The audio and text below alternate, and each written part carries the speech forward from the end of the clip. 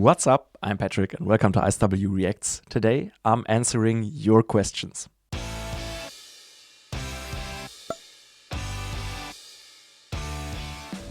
It's kind of weird to start a different video like this, but first and foremost, thank you so much everyone for 10,000 subscribers. That's incredible for me. I didn't think so many people would be interested in my reactions, and I'm so grateful for each and every one of you who watches me, who supports me. That truly means a lot. Not even a year ago when I started this channel, I couldn't have imagined to get to this point, to reach this milestone, even if it might look small for some people or something.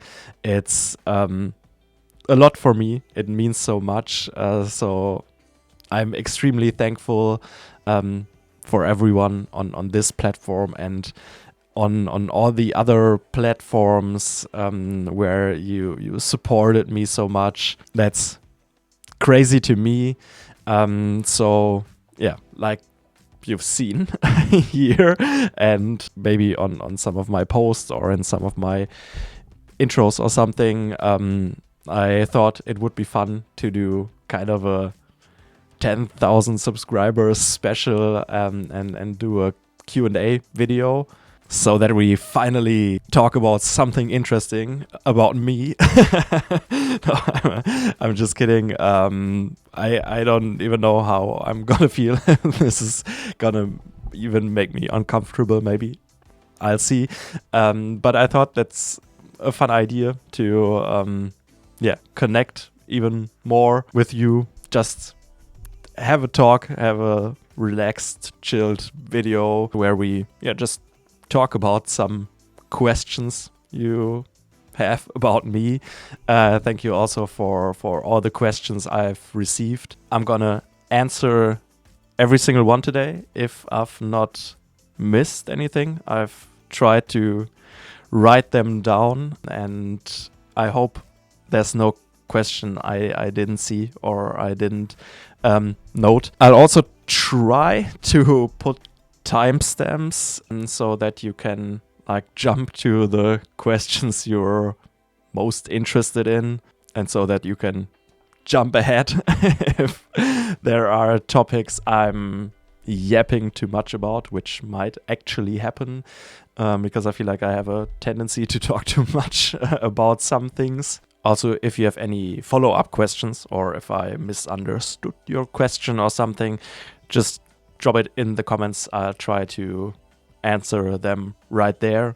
I'm gonna say the names of the people who posted some of these questions publicly, but there are also some questions I've received as a DM, and I'll keep them anonymous. I hope that's fine like that for you. And now I think we should get into it. It's already a long intro, and I don't even know how long this video might get. Depends on how much I'm getting into talking. But I'm actually very excited to do this. I think this is quite fun, and I hope it's maybe fun for you too, or you enjoy it, or you find it interesting. Let me know in general if other kinds of content are something you're interested in besides the regular music reactions. But now let's really get into your questions. We're starting with a question by Michael, who asked for my favorite artists, and that's already a question I could talk a lot about. By the way, for some questions I've prepared a little bit, so that it doesn't get too confusing and that I could just prepare myself mentally for some of them. Some of the other questions I'll just go in directly without preparation. But just so you know, I've written down some bullet points for some questions. So that's maybe while I'll sometimes look down here, because I've written the questions down here, but I've also written some notes as answers. And now getting to my favorite artists, and I thought I'll exclude artists I've gotten to know through my channel or through reactions, because in those reactions I already talk about if I like something or what I like about that or whatever, and it would be kind of hard for me to rank those, but maybe we could do something like that in the future if you would like that, to compare some of the artists I've reacted to or rank them or rank songs by artists I've reacted a lot to. And that's some ideas I had for like future different videos, but I don't know if that's even something you'd be interested in. But now about artists I like other than artists I've reacted to. And it might seem like I don't know anything about music or I don't know any artists, because every time you guys request somebody that's already hugely popular, sometimes I don't know it, or they do a cover of some legendary song and I've never heard it, and that's always the truth. And I think that's partly because I was so deeply into my own bubble of music, and yeah, that was one reason why I started this channel in the first place, to broaden my horizon a little bit, to get to know other artists, other music, other genres. But yeah, even if it seems like I don't know nothing at all sometimes, I'm still passionate about some music, some artists. I think I'll maybe edit in some short snippets of some of my favorite songs of my favorite artists, right when I'm talking about them, because when I watch people talking about music or about artists and I've never heard of them, I always like it when I at least get like a short glimpse into what they're talking about, and that way you don't have to like switch and look them up yourselves or something. I don't know, that's a thing I like personally, so I thought maybe I'll try to include that, starting with a band I really like, which is Holding Absence. They're rock band, alternative rock band, I would say, maybe with some post-hardcore influences, and I really like the vocalist's voice, and I like the atmospheres they're able to create while still having a lot of energy, and most of their songs also are kind of emotional. Their most well-known song is probably Afterlife, but personally I wouldn't even say that that's my like favorite song by them, even if it's great, obviously.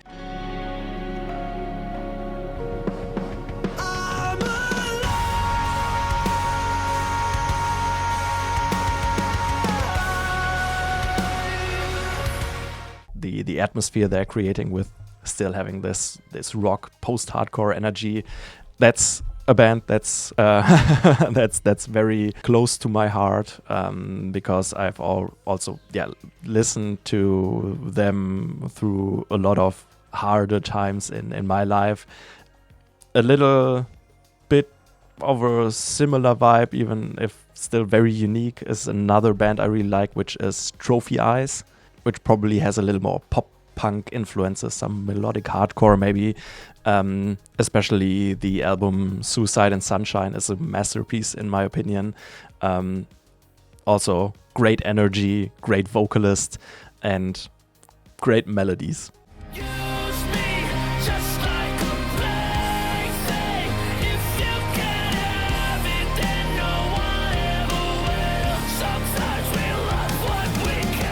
Then there's a band that is actually the last band I also saw live, which is Blue October. That's probably a band you maybe know. I would say they're fairly big with at least some songs that also got some like mainstream attention, if you can call it that way. Hate me today. Come on, Texas. Hate me tomorrow. Justin is a great singer. There's also a lot of emotions in a lot of songs by them. Also rock band, I don't know if I've mentioned that, but they actually have like a huge variety of different styles, which is something I really like. And yeah, that's the last concert I went to, which is kind of special because for the last years I didn't really go to that many concerts. I don't know, like big crowds and a lot of people isn't necessarily something I'm completely comfortable with. I got a little bit of a social anxiety that also kind of developed throughout my life. I don't know, I've went to a couple of festivals when I was younger, but I was never like the big like concert visitor or something. But still they were in Germany, did a great concert, which was kind of special because actually they were set to play like a regular set, and for some reason something went wrong in the venue and they weren't able to like play with all their instruments. I don't really know, something with the amps or something. I don't really remember, but both them and the opening band had to spontaneously play acoustic sets, and it actually was a great experience. Then maybe a pretty mainstream band I like is 30 Seconds to Mars. Actually love them for quite a long time, starting back in their more like emo phase or beginnings that resonated with me in that time, and they developed and I developed, and it always kind of fitted. I don't think I have to tell you much about them. Probably all of you know them, so all of you know why they're great.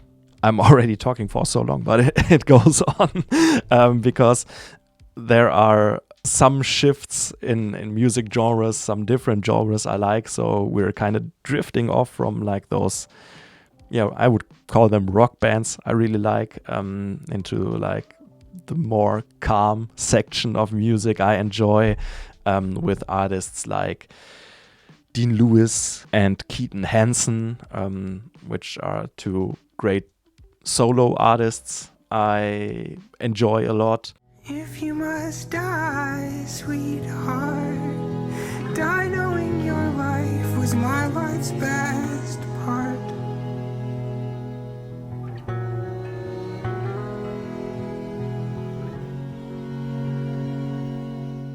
And there's an indie rock band, maybe, Lydia, that I also really like for a long time, especially their album Illuminate from 2008 or something, is an album that's just amazing in my opinion. Throughout all of the years, always loved that. Cover up for the rain. You see way too much safety, 'cause I don't stand a chance. A very calm and atmospheric indie sound is also something that Mountains of the Moon play. I think they were actually my most played artists on my last Spotify Wrapped, I think. So I see watch it spire tall, ever higher. I just love the vibe that they are able to create. And then recently I've also listened to a lot of Beluga Lagoon, which you've maybe heard their most famous song, The Glen, or the remix of that, which is also pretty popular, I think.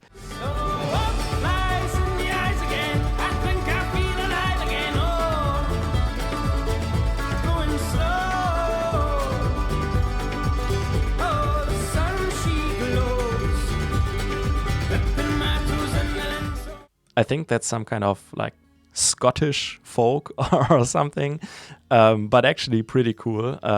Like I said, just pretty recently discovered them and listened to them a lot. Definitely a project I can recommend for you to listen to if you like those traditional influences of like folk in some kind of indie vibe as well.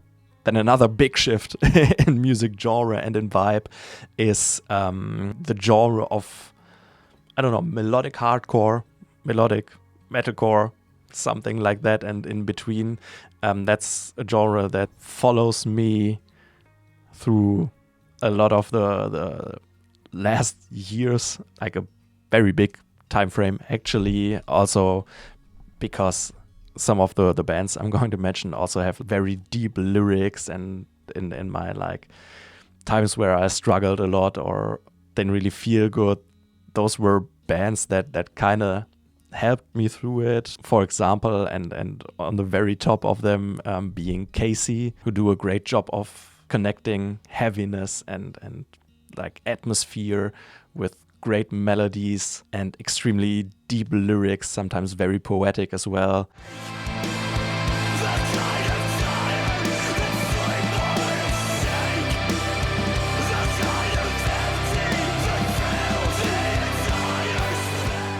Also, being as an ocean, kind of a similar vibe or genre, a band that I really love.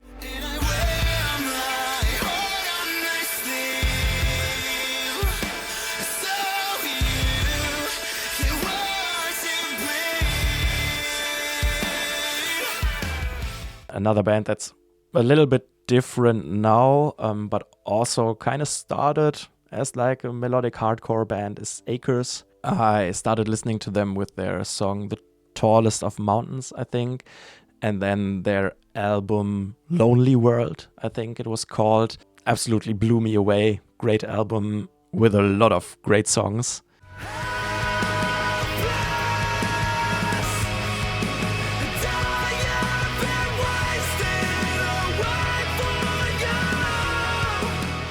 The Devil Wears Prada is a band that I didn't really listen to for a long time, even though I've known them and I've heard them here and there.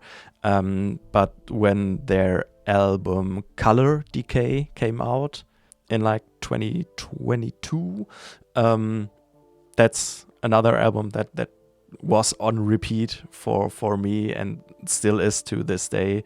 Also an absolute masterpiece in my opinion, with awesome lyrics, great atmospheres, but also some heaviness here and there. I hope that it's cancer and not something else. Actually quite the same reasons I also love The Plot in You and also the Amity Affliction, even if like the Amity Affliction is definitely more like metalcore with a lot of breakdowns, but still always having like a melodic edge to it, which I really love.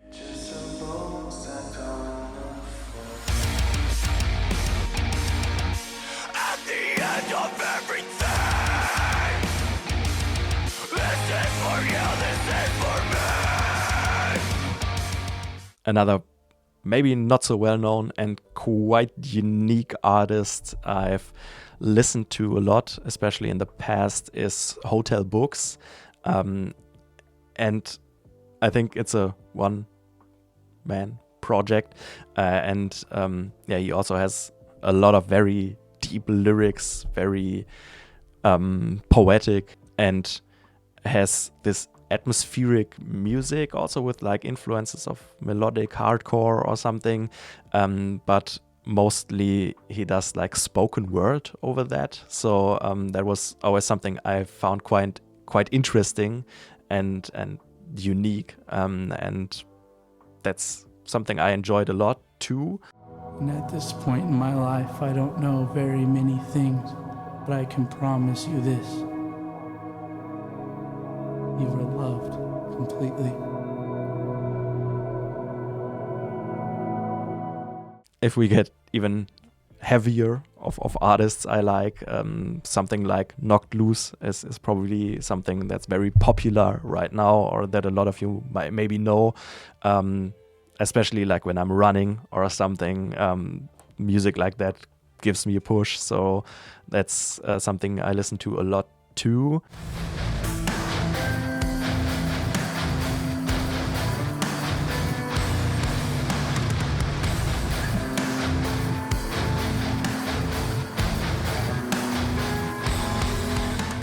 But also another shift in genre, EDM. There are necessarily many artists I know a lot about, or I'm listening to the whole discography, but it's a genre I listen to quite regularly. If I had to name specific artists, it's probably Illenium and Alan Walker that stand out for me there.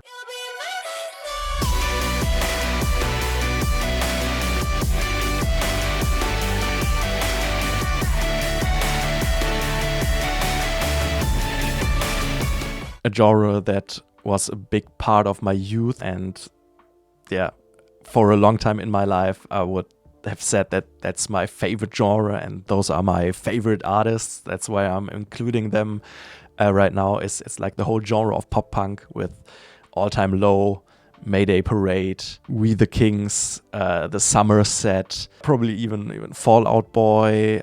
You could also include 5 Seconds of Summer in there.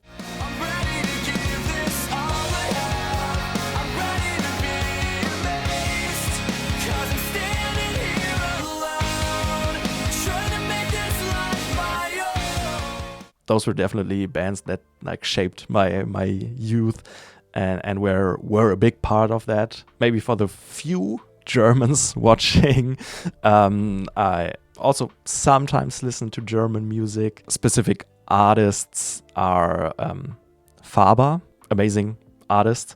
Sag, dass es so ist, denn genau so soll es sein. Lass dich einfach nicht los. Ich will doch, ich kann nicht.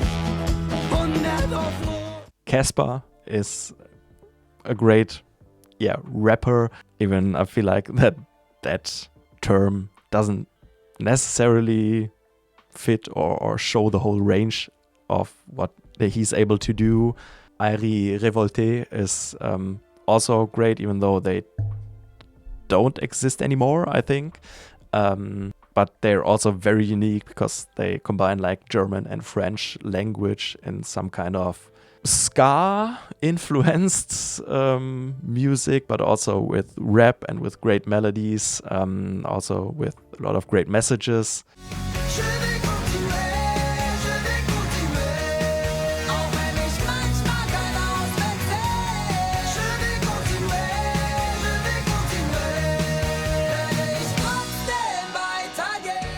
And also combining rap and more of a punk vibe is Swiss und die anderen, that I also listen to quite regularly. I feel like I should also give like some honorable mentions of bands I've listened to a lot in the past, and for that time I would probably have said that those were my favorite artists in their respective times.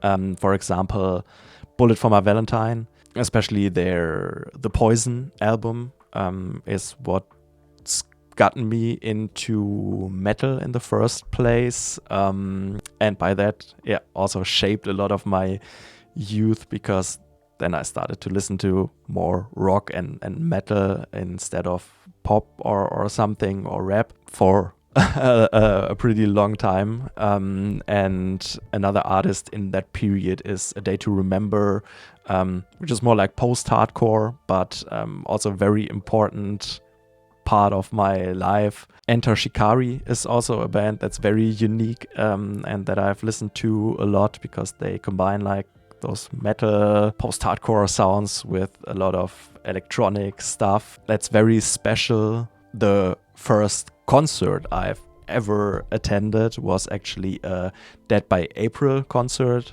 I don't know if you know them, but they're also combining metal, but with very accessible, catchy, poppy chorus melodies, but also some breakdowns and things like that. So that was the first concert I've ever went to.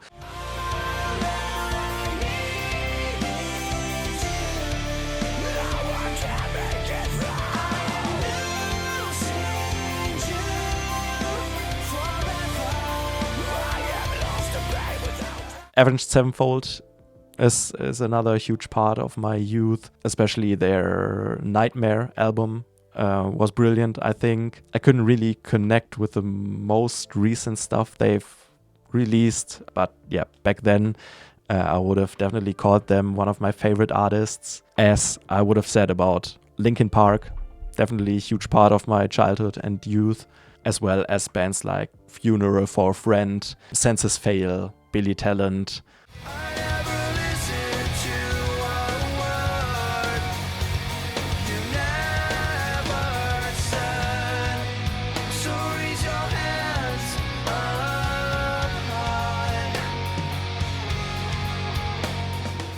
So that's more like, you can maybe, if you know the bands, hear that out. That's more like my emo phase in my life, with like emo, screamo, post-hardcore bands.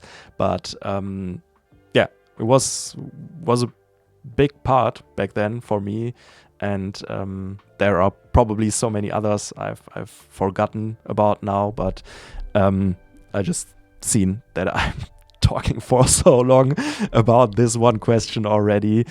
I've warned you, and you can directly see why if I get into talking about things like that. Bands, artists, music I'm passionate about. It can take some time, but we should probably move on. The next question is also by Michael, asking about my hobbies. First of all, of course, I have to say, this is my favorite hobby. I really enjoy it. I love doing this. I'm having so much fun. I've discovered so much through this channel. And yeah, of course, it also takes some time. We'll get to that later as well, but I have to say it, and it's honest. I really would say that this is one of my favorite hobbies. Other than that, of course, I have to give the most basic and boring answer, but I also like spending time with my friends, with my family, even if I have to admit that I also value my me time a lot. And that's not because I don't like some people or those people, or they're my friends, they're my family. I enjoy every second with them. Well, not every second, but most of the time. But for some reason, I also kind of have this like social battery that's just empty after too many interactions. I don't know if you can relate to that. I think there are some people that can just be happy when they have people around, or that's also the way they get energy. But for me, it's quite the opposite. I also enjoy being alone. But anyway, other hobbies. I discovered running for myself last autumn. Then I was injured for a while in between, but in the winter I started again, and I don't know, it's kind of releasing stress for me. It's also nice to get outside and to like give everything you have, and it's such a nice feeling when you're finished and you power through. So that's a hobby I pretty recently picked up, but now do regularly. Try to go running 3 times a week. I'd even love to do it more, but I especially have to watch out for my knees because I'm getting old. And yeah, all the years back then when I played football and things like that took its toll, and I quite easily get knee problems. So if I do too much, that's bad for my knees. I also like playing darts just for fun, not like in competitions or something, just for fun and mainly by myself.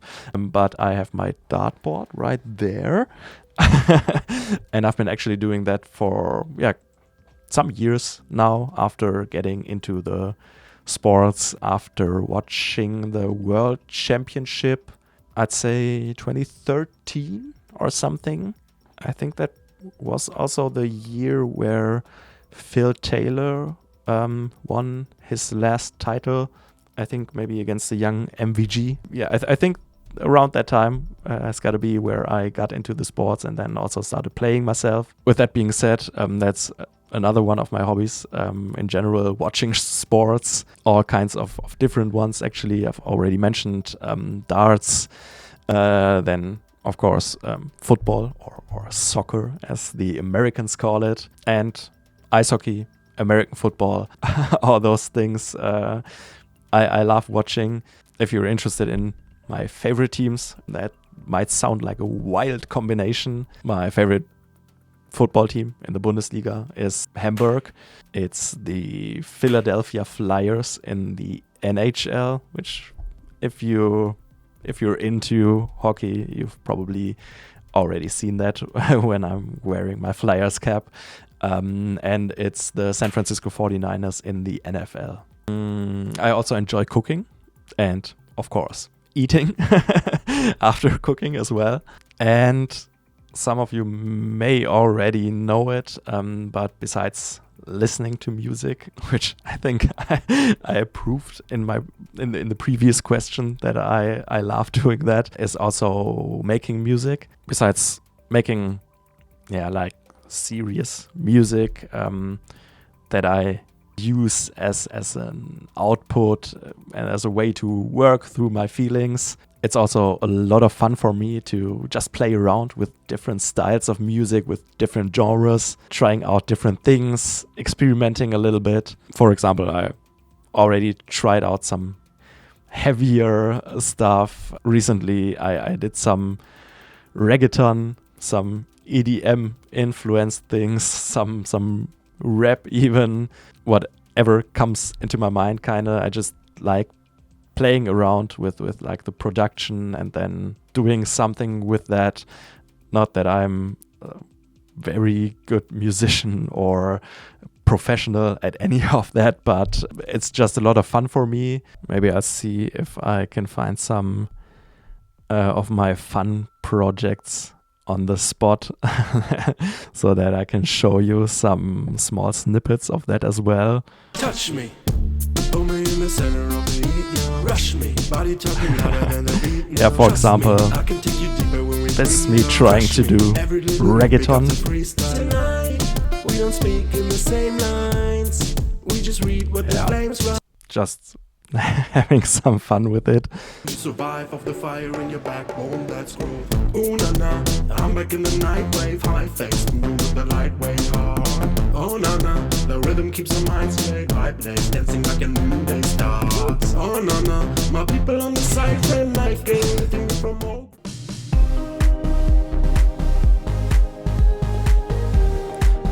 Yeah, some of that is pretty okay.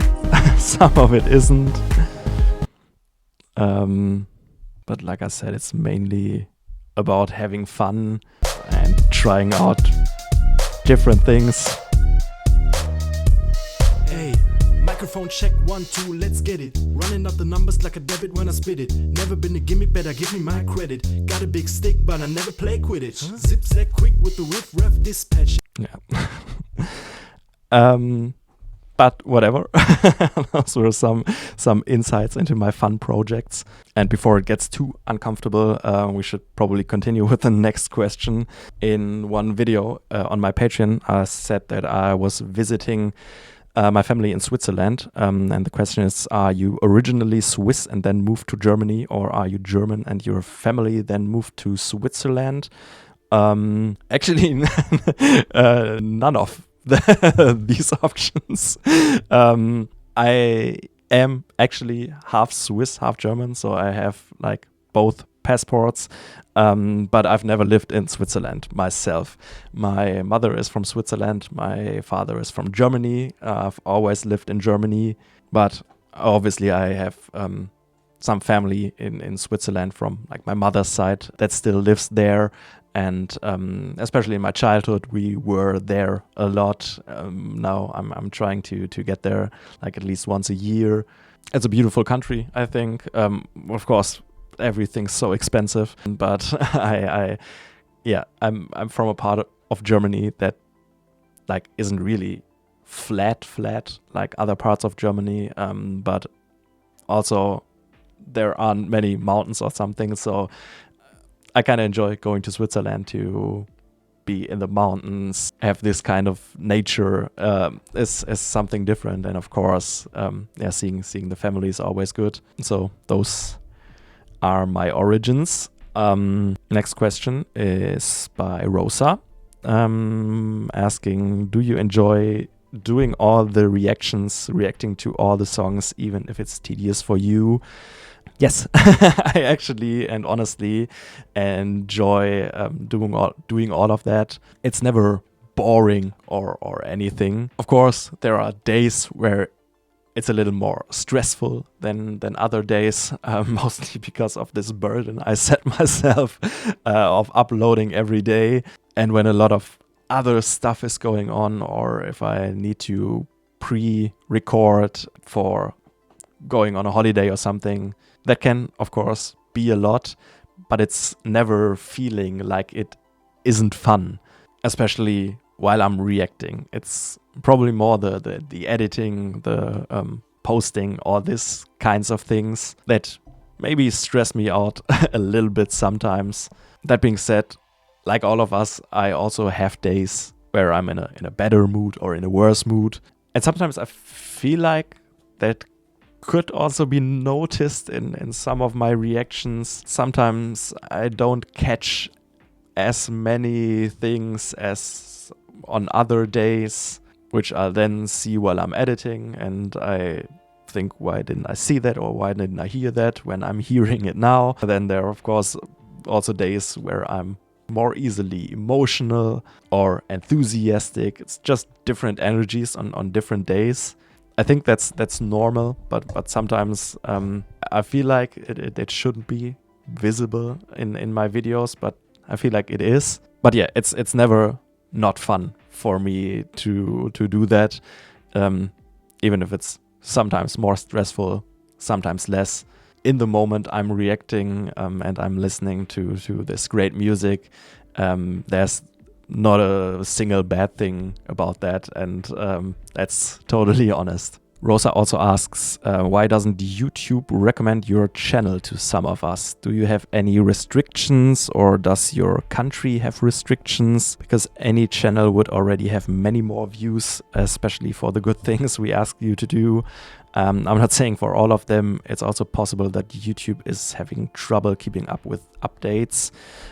That's a good question that I can't really answer, and I also don't really have a reference to it. Generally, I would say smaller channels also have like smaller exposure and a smaller range of people the videos get recommended to. There's just some ways the algorithm works that nobody really understands.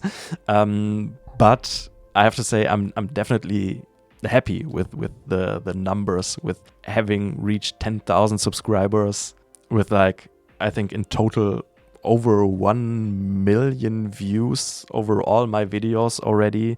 I'm actually quite overwhelmed with that.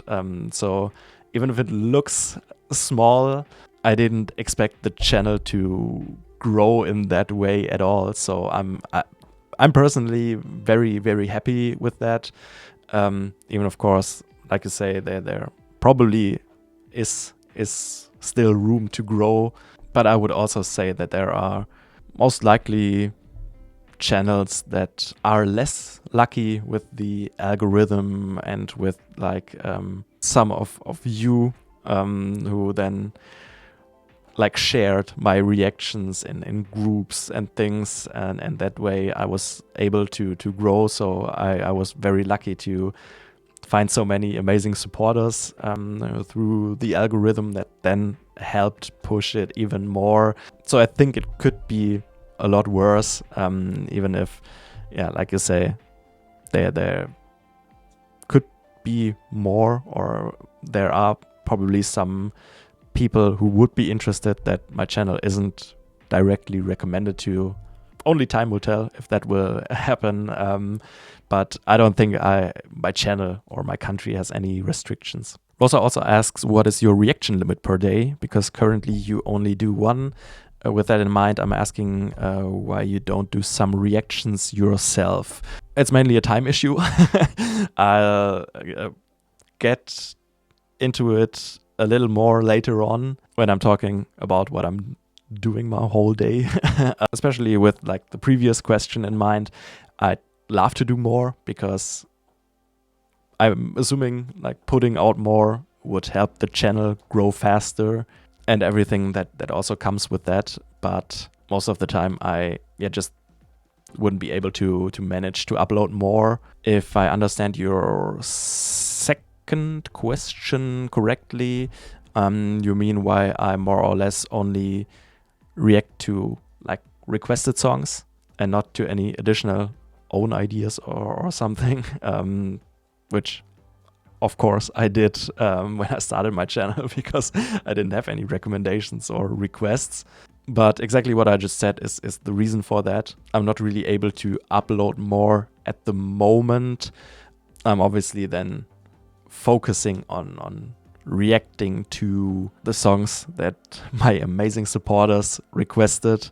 And yeah, that's the reason. And that's just the current situation. That may change. I don't know. I'll have to see.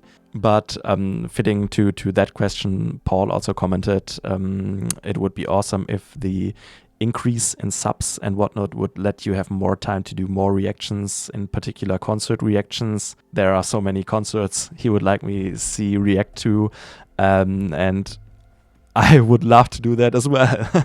Like the previous question, it's mainly a time issue.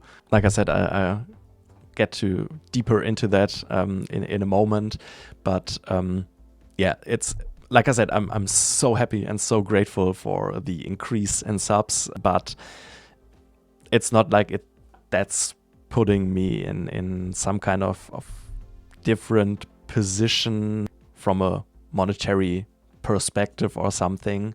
But with that being said, especially the last couple of weeks and months were very stressful, and I'm sure there will also be times in the near future where it's a little less stressful, and I'll probably maybe even be able to do like concert reactions at least once or maybe even twice a month, and I would be very happy to do that because I enjoy that too. It's always like a great experience, something even different from like single songs.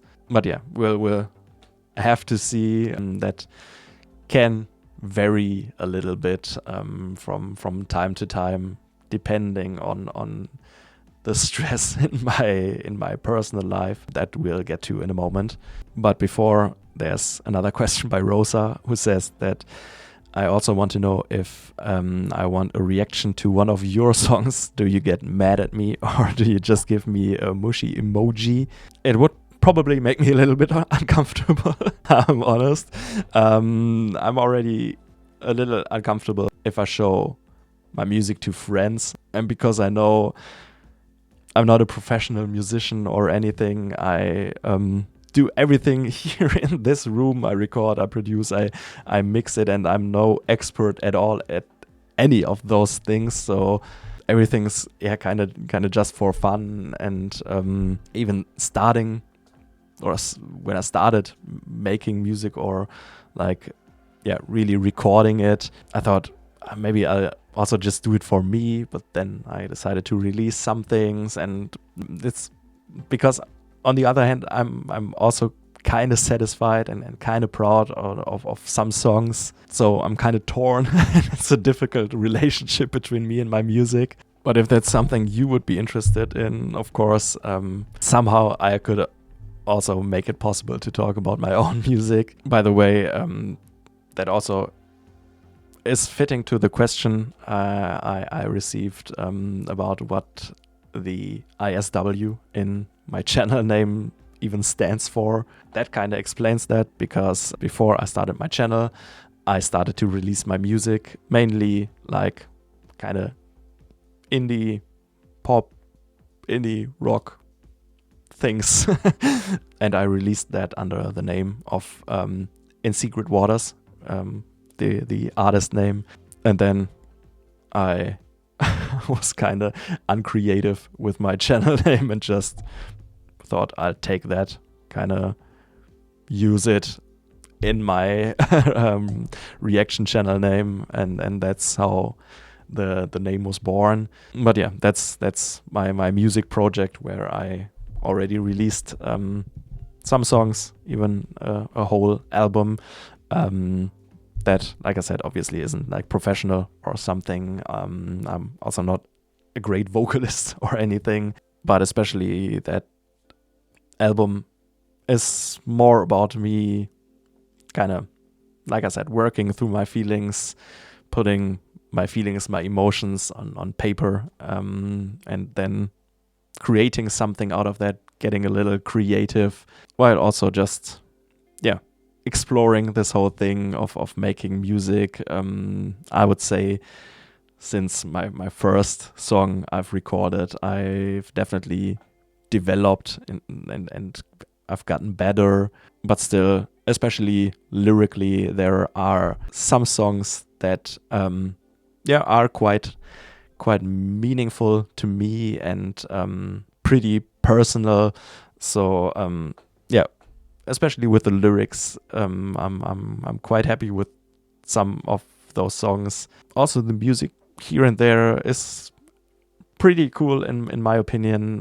In retrospect, of course, it could have been made better, it could have been recorded better, it could have been mixed better, it could have been sung better, but that's a skill issue on my side. But I'll definitely keep on releasing music. There's a lot of music I'm working on.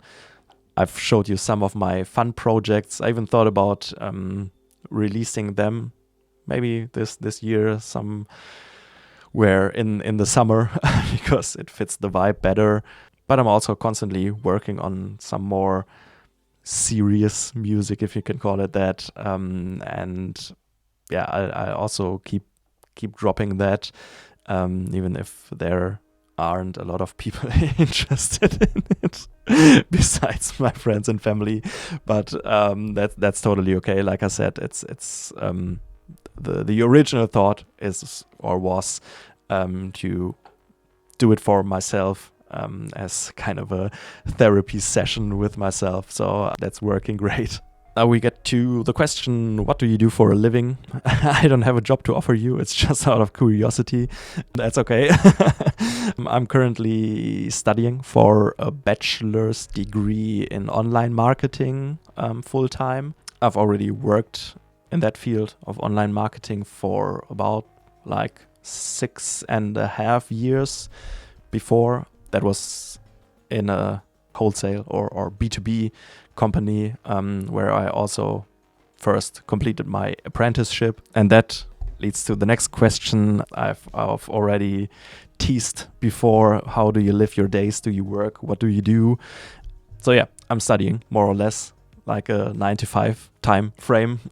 Luckily, I've saved up enough money from the time I worked, so I can fully concentrate on the university without having another job, or at least at the moment. I guess you could say that this is my part-time job, but like I mentioned earlier, it's not that I make a fortune or that this would pay for a living or anything, which, don't get me wrong, wasn't the intention to begin with. So that's also not something I'm expecting or dependent on or anything. It definitely is a great extra in my situation as a student, and I'm extremely grateful that I earn something with something that I enjoy so much, and that's just a hobby. But yeah, like I said, it's for some people kind of an uncomfortable topic talking about money, but especially talking about YouTube itself, it's not like I make money at all, because obviously and rightfully all my reactions are like copyrighted, so the whole AdSense money goes to the artists, that which is totally fine because they did the main work, and there are just a few reactions where I get anything where I can like share ad revenue with the original artist. So it's like 30 or 40 bucks a month that I get through YouTube. Of course, it's a little more that I'm getting by or through you, my awesome supporters, through Patreon, through my Buy Me a Coffee page. It's, like I said, so amazing, and especially when I started, I didn't expect it at all to get anything, and it wasn't the intention. And now it's paying for, let's say, a small holiday a year. So that's a great thing that I'm very thankful for. And yeah, with what I already said in the beginning about like what I'm doing in my free time with my hobbies, that's how I live my day. I feel like the days are always too short. I always feel like I'd love to do even more, but I just don't have the time. Besides, studying, then doing this, but also finding time for myself and for my friends, my family, and other personal duties. So that's how fast my days go by. And also the reason, like I mentioned before, I'm not really able or don't really have the capacity to do much more content-wise than what I'm doing right now. Next question is, I swear this question isn't mine. Married, single, in a relationship? I'm single. I don't even know what I can add to that. Nothing much really. I just haven't found the right one yet.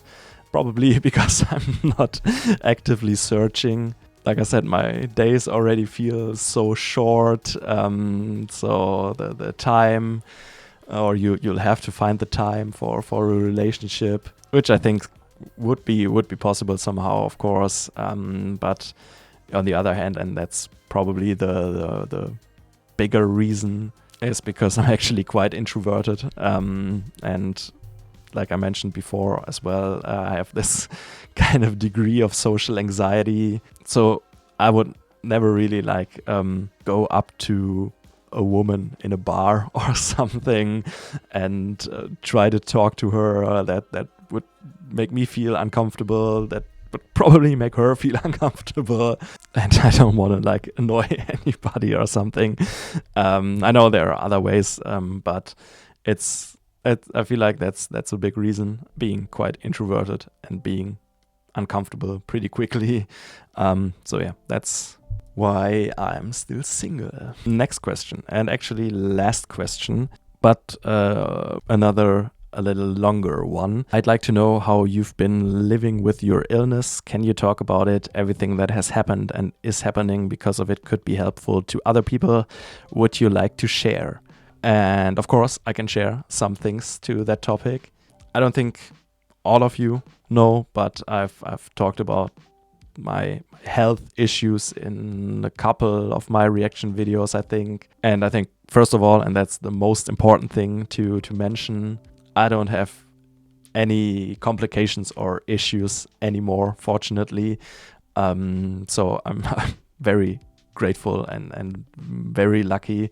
But it took quite a while to get back to that state, and that's actually quite a long story, so I'll try not to drag it too long and keep it fairly short.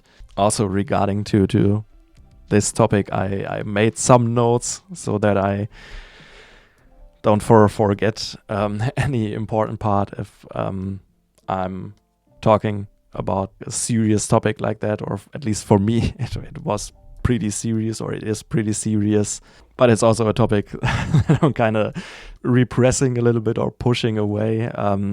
So it's not something I think about daily anymore, which is a good sign, but for that reason I had to make some notes. Everything started back in, I think, 2022 with like some kind of tingling in my fingers and in my feet, or toes in the beginning, to be specific, but that pretty quickly developed into from tingling into more like a burning and into pain.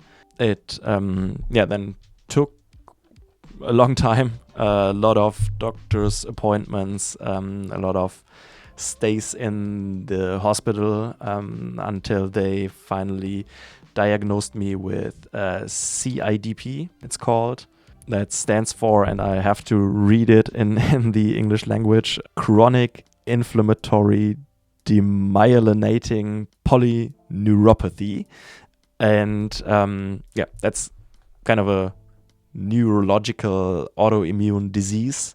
I think the Guillain-Barré syndrome is probably a little more well known, for example, through shows like House MD or something. And what I have is kinda the chronic version of that, to put it simply. I'll spare you the details of all the ups and downs, the whole journey that, like I said, took quite a while. But after a lot of setbacks, ultimately I got treated with immune globulin. Hope that's the English term. It's like antibodies that I got through an IV.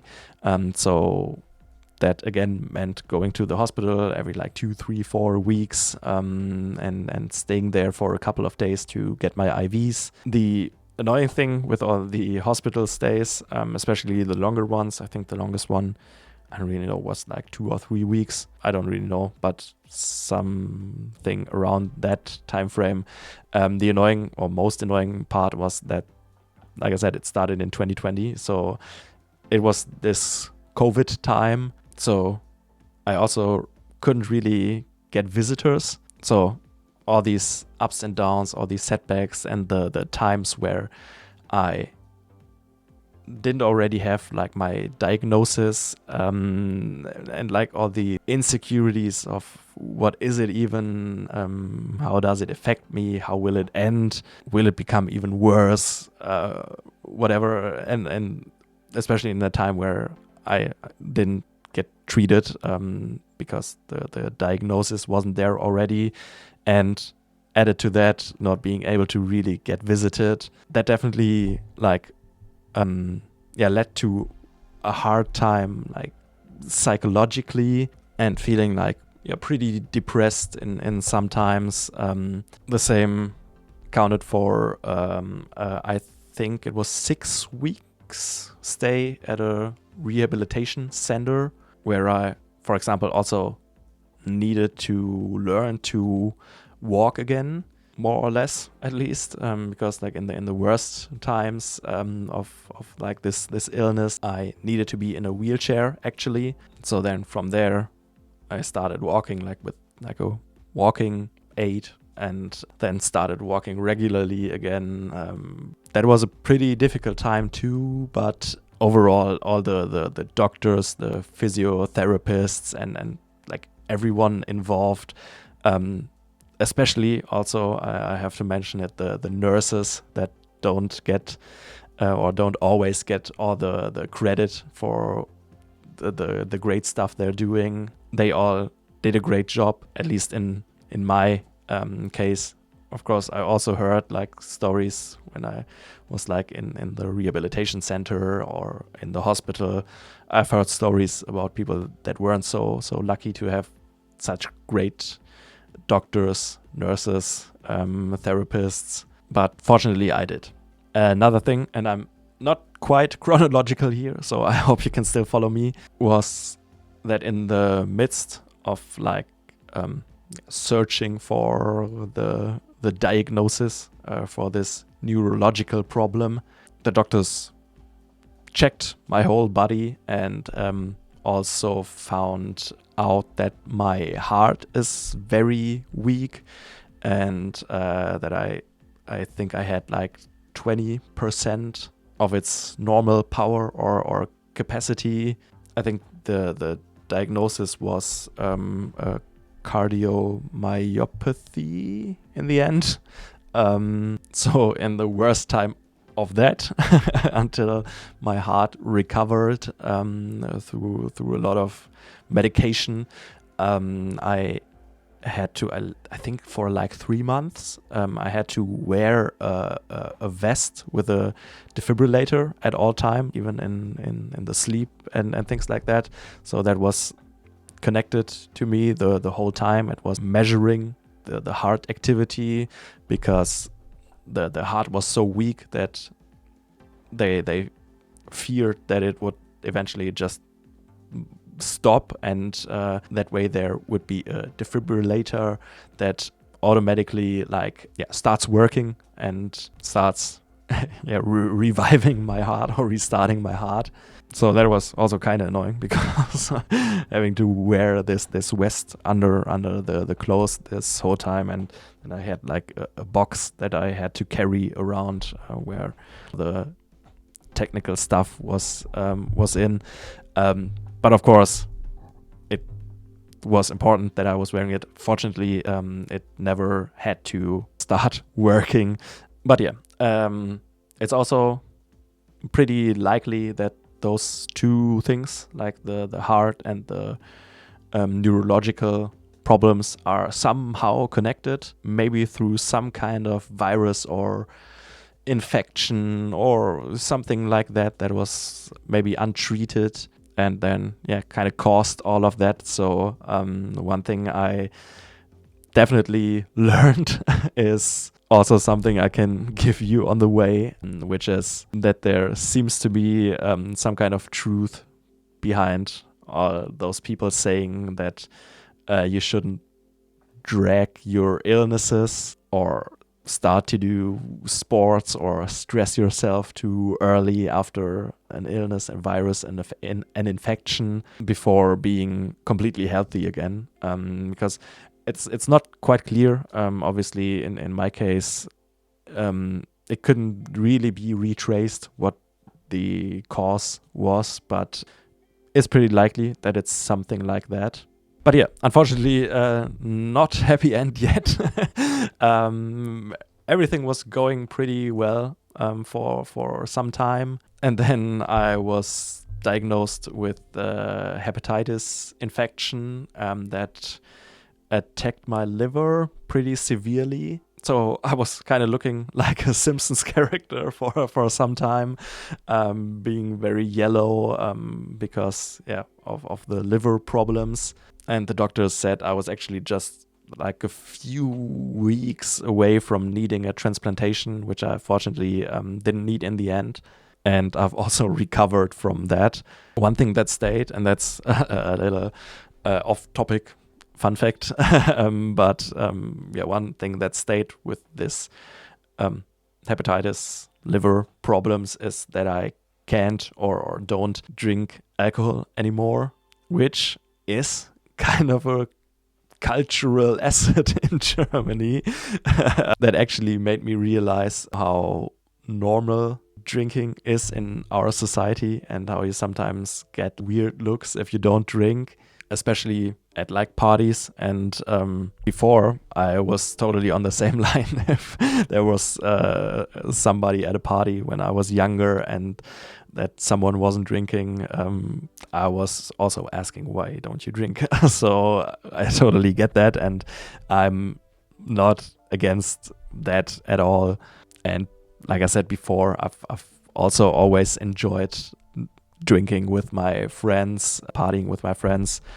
Not that I can't party anymore, because I learned that I can also party without alcohol. And like all my friends still drink on the weekends while I'm sipping my water. So I don't have a problem with that at all. But it's just an observation I found quite interesting. And also after all those things, I've started to be a little more active. And also because of that, and because of some other reasons, I changed my diet, which ultimately helped me lose about 30 kilograms of body weight, which is actually an achievement I'm quite proud of. And that definitely helped me feel better in general.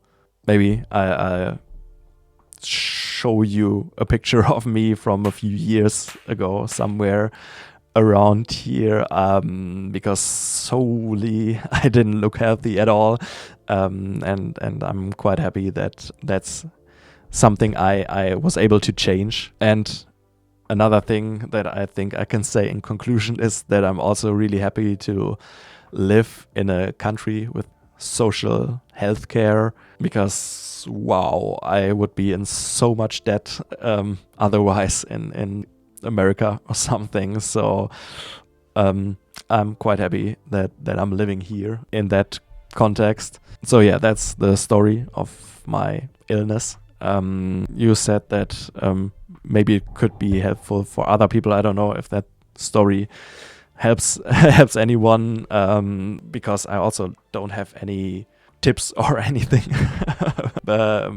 besides like going to the doctor if you feel like something's wrong. That was also always something I tended to drag out, and I thought something like we say in Germany, what has come by itself will also go away by itself. And I learned that that's probably not the best strategy in all the cases. And maybe another takeaway is those times can definitely be hard. It was hard for me, but I also realized how it was very hard for my family. Of course, they obviously went through some psychological struggles as well in that time, in the time where I like wasn't in a hospital or in a rehabilitation center. I was dependent from my family. I needed their help, and they supported me in such an amazing way that I'm always thankful for. And I learned that it's sometimes very helpful and important to talk about your struggles, because like I said, there were definitely dark times in this period of my life where I felt very depressed, very lonely, and also like there was so much happening and so much bad things going on, and I was thinking like, why is in me all of these things, as if one thing wasn't enough. But I think it's important to talk about that, talk about your feelings. It helped me open up to my family to talk about that. It helped me like write songs about that, about my feelings, even if some of them aren't released or anything, or if that's something for you, maybe you're like a musician yourself, and that then you probably know it, how therapeutic that can be, even if it's like just something you write off your chest, if that makes sense. But yeah, I would say that's one takeaway. Being vulnerable and being honest about your feelings isn't weakness, but it's quite the opposite, and it's pretty important to do that sometimes.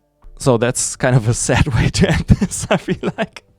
But that's all the questions I got. And, well, I expected it to take some time, but probably not that long. But I've warned you, if I get into talking, I'm not stopping.